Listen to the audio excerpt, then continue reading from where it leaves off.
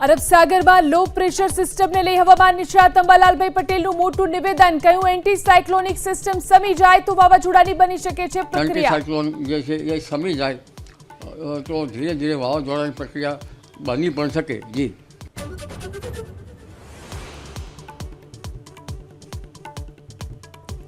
पूर्व उपसरपंचनी हत्या राजकोटना सरदारमा त्रिकमना गांजी की हरीश सावलियाने अजाण्या शख्सोए हत्या कर्यानो आरोप। नितिन डाकेचा सहित भाजपना अग्रणीओ पहोंच्या सिविल होस्पिटल।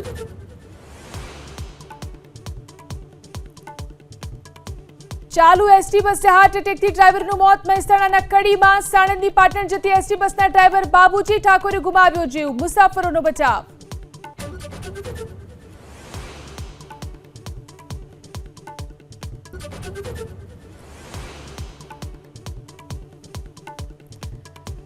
बांग्लादेश में राजकीय हलचल तेज। वचगाळानी सरकारने मुख्य सलाहकार मोहम्मद यूनुस आपी शके छे राजीनामું। मंत्रिमंडळનો सहयोग न મળવા पर झड़पथी चूंटणी करवानुं दबाण।